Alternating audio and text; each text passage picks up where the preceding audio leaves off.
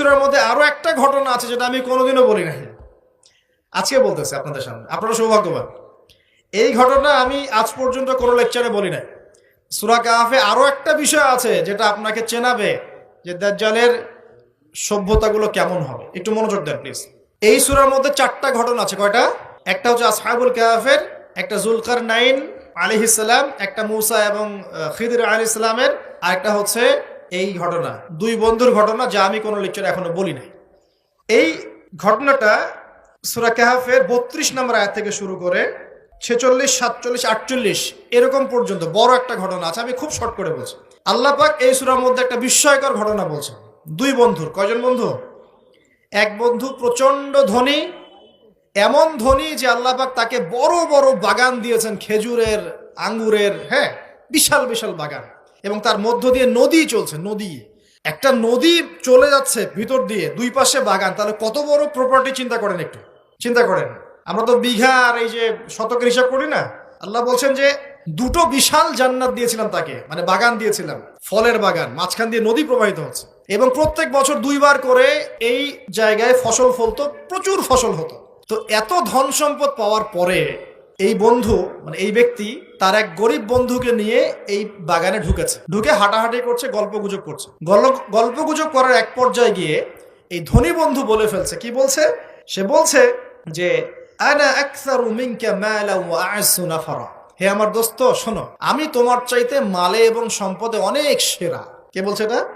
এই ধনী বন্ধু। আমরা কিন্তু এরকম কথা বলি না। এই ধনী বন্ধু হচ্ছে বস্তুবাদী মানুষ, মানে বাড়ি গাড়ি, টাকা করি, স্ট্যাটাস, এটাই তার কাছে সবকিছু। বুঝতে পারছেন কথা? সে তার বন্ধুকে বলছে তুমি তো গরিব, আমি তোমার চেয়ে অনেক সেরা টাকায়, পয়সায়, ধন দৌলতে। এমন মানসিকতা আমাদের মধ্যে আছে না অনেকের?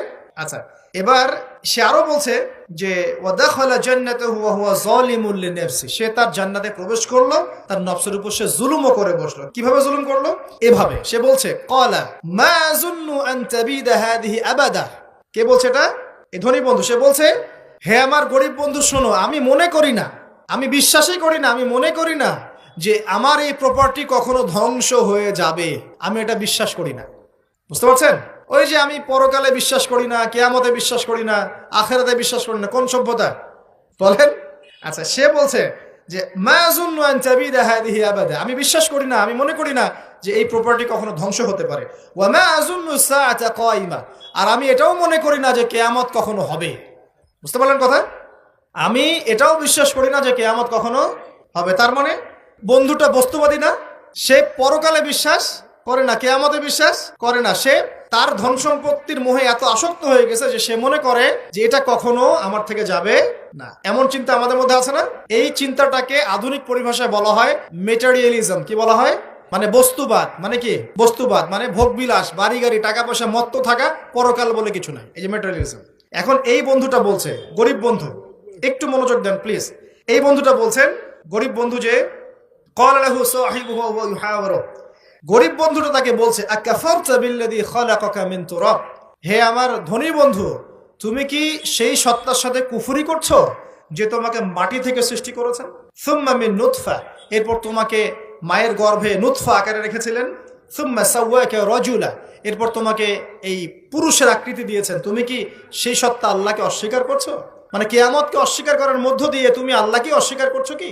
ওয়ালাউলা ইয দাখালতা জান্নাতুক। তুমি যখন তোমার জান্নাতে ঢুকলা, তুমি এটা কেন বললা না যে লা কুওয়াতা ইল্লা বিল্লাহ, মাশাআল্লাহ, লা কুওয়াতা ইল্লা বিল্লাহ, মাশাআল্লাহ, আল্লাহ পাক কি চমৎকার জান্নাত আমাকে দিয়েছেন, লা কুওয়াতা ইল্লা বিল্লাহ, আল্লাহ ছাড়া কোনো শক্তি সামর্থ্য নাই। এমনটা কেন বললে না? এমনটা না বলে কেন এইটা বললা যে ওমা আযুন্নু সাআতা কায়িমা, আমি বিশ্বাস করি না যে কখনো কিয়ামত হবে, আমি বিশ্বাস করি না যে এটা কখনো ধ্বংস হবে। এমনটা কেন বললা? তুমি কেন কুফরি করলা? এরপর যেটা হয়েছে, আল্লাহ রাব্বুল আলামিন এই যে বন্ধু, গরিব বন্ধু, তাকে দুনিয়া এবং আখিরাতে বিশাল নিয়ামত দিয়ে দিয়েছেন। আর এই ধনী বন্ধুর জান্নাতটাকে আল্লাহ পাক এক রাতের মধ্যে ধ্বংস করে রেখে দিয়েছে। এক রাতের মধ্যে পুরো জান্নাতকে ধ্বংস। পরের দিন সকালে সে এসে দেখে যে এটা কোন জায়গায় আসলাম, এটা আমার বাগান বাগিচা বলে মনে হচ্ছে না। সে হাত কসলাচ্ছিল এবং বলছিল, কোরআনে ভাবে বলছে, হাত কসলাচ্ছিল আর বলছিল যে হায়, আমি যদি আমার রবের সাথে শিরকটা না করতাম, হায়, আমি যদি আমার রবের সাথে কুফরি না করতাম, তাহলে আজকে আমার এই অবস্থা হয়তো হতো না। এই ঘটনাটা ঠিক পরে আল্লাহ পাক বলছেন ওয়াদরিব লাহুম মাসালুল হায়াতিদ দুনিয়া। হে নবী মুহাম্মদ সাল্লাল্লাহু আলাইহি ওয়াসাল্লাম, তুমি এবার তোমার উম্মতের কাছে দুনিয়ার দৃষ্টান্তটা পেশ করো। দুনিয়ার দৃষ্টান্তটাও ঠিক এরকমই, এই ফসলের ক্ষেতের মতোই। প্রথমে বৃষ্টিপাত হয়, ফসল সবুজ হয়, মানুষ খুব পুলকিত হয়ে যায়, কি চমৎকার ফসল ফলেছে। এরপর সেই গাছগুলো হলুদ হয়ে যায়, তারপর সেগুলো খড়কুটা হয়, চুলায় চলে যায়। এই হয় না? এই গল্পটার সাথে, ঘটনার সাথে দুনিয়ার জীবনে মিল আছে না? এটা কোন সূরায় আছে? কাহাফে। আর এই সূরা আপনাকে দাজ্জাল থেকে বাঁচাবে না? এখানে আপনার হেদায়েত শোনেন। দাজ্জাল এবং তার অনুসারীরা এবং ওই সমসাময়িক ফিতনাময় যুগে বেশিরভাগ মানুষ বস্তুবাদী হয়ে যাবে, হয়ে যায় নাই? এবং বেশিরভাগ মানুষ এই দুনিয়ার ধন সম্পদ চাকচিক্যের মোহে পড়ে যাবে, পড়ে নাই? পড়েছে কিনা? পড়েছে। এবং শুধু তাই নয়, তারা পরকালীন কনসেপ্টগুলোকে অস্বীকার করা শুরু করবে। ওই যে বললাম, আল্লাহ, ফেরেশতা, মালায়েকা, আখিরাত এগুলো কিছু বিশ্বাস করবে না, মানুষকে ধর্মহীনতার দিকে নিয়ে যাবে। এটা নিয়ে যাচ্ছে না? এই তিনটা জিনিস খুব চলছে সমাজে এখন। একটা হচ্ছে এলিমিনেশন, মানে আল্লাহর কনসেপ্টটাকে বাদ দিয়ে দেওয়া। একটা হচ্ছে মেটারিয়ালিজম, মানে বস্তুবাদিতা। একটা হচ্ছে চ্যালেঞ্জ এগেইনস্ট রিলিজন, ধর্মের এগেইনস্টে চ্যালেঞ্জ করা। এগুলো চলছে না এখন? তো দেখুন, দাজ্জালের সভ্যতায় এগুলো হবে। এর সাথে আপনার বর্তমান সময়ের মিল কোথায়? মিল হচ্ছে, দেখুন, এই বিউটি কন্টেস্ট বলেন, আপনার ওয়ার্ল্ড কাপ বলেন, আপনার এই ইভেন্টসগুলো বলেন, ফ্যাশন শোজগুলোর কথাই বলেন, অপসংস্কৃতির কথাই বলেন, পর্নোগ্রাফির কথাই বলেন, এই মাদকের ভয়াল থাবার কথা বলেন, যে কোনো দিকে তাকান, এগুলোর প্রত্যেকটার উদ্দেশ্য দুনিয়া নয় কি? শুধু দুনিয়া না, পরকালীন কোনো স্বার্থ আছে? এগুলো করে পরকালে একটা নেকি হবে, কেউ দলিল দিতে পারবে কোরআন সুন্নাহ থেকে? তার মানে এই সমাজটা, এই সভ্যতা কি করেছে? দাজ্জালি ও আদলে পুরো সভ্যতাকে গড়েছে এবং বস্তুবাদিতার দিকে মানুষকে প্রবৃদ্ধ করেছে। শুধু তাই নয়, যেগুলোর পরকালীন কোনো স্বার্থ নাই, এই কাজগুলোকে প্রমোট করেছে এবং যুব সমাজ, মুসলিমদেরকে স্পেশালি এগুলোতে মত্ত করে রেখেছে, রাখে নাই? আল্লাহ পাক এখন বলছেন, জেনে রাখো, তোমরা জেনে রাখো, ইন্নামাল হায়াতুদ দুনিয়া লাইবুন ওয়া লাহুন, এই দুনিয়ার জীবনটাই খেলতামাশা, প্রতারণা। ওয়া যিনাতুন ওয়া তাফাখুরুন বাইনাকুম ওয়া তাকাসুর, একে অপরের প্রাচুর্য, ধন সম্পদের প্রতিযোগিতা ছাড়া কিচ্ছু না। ওয়া মাল হায়াতুদ দুনিয়া ইল্লা মাতাউল গুরুর, এই দুনিয়ার জীবনটা প্রতারণা ছাড়া কিচ্ছু নয়। আল হাকুমুত তাকাসুর হাত্তা যুরতুমুল মাকাবির, তোমরা প্রাচুর্যের মোহে মোহাচ্ছন্ন হয়ে আছো যতক্ষণ পর্যন্ত না তোমরা কবরে শায়িত হচ্ছ। কাল্লা সাউফা তা'লামুন, অবশ্যই তোমরা জানতে পারবে, কোশ্চিন কালেও নয়, অবশ্যই তোমরা জানতে পারবে। কাল্লা লা তুসআলুনা ইয়াওমাইযিন আনিন নাঈম, তোমাদেরকে কিয়ামতের দিনে নিয়ামতগুলো সম্পর্কে জিজ্ঞাসিত হতে হবে। সূরা কাহাফেই এই হেদায়েতটা আছে। এই দুই বন্ধুর ঘটনা আপনাকে দেখাবে কিভাবে বস্তুবাদী সভ্যতা এবং আল্লাহ ভীরু সভ্যতার কনফ্লিক্ট হয়। সর্বশেষে আল্লাহর অনুগত সভ্যতার জয় হয়েছে, বস্তুবাদী সভ্যতাকে আল্লাহ পাক ধ্বংস করে দিয়েছেন না? দিয়েছেন। এবং এই ঘটনার পরেই দুনিয়ার জীবনের দৃষ্টান্ত দেওয়া হয়েছে, যে দুনিয়ার জীবনটাকে আল্লাহ পাক বলেছেন খেলতামাশা, প্রতারণা ছাড়া কিছুই নয়। হ্যাঁ, কেউ যদি বলে খেলাধুলার কোনো দলিল কোরআনে আছে কিনা, আমি বলবো হ্যাঁ আছে।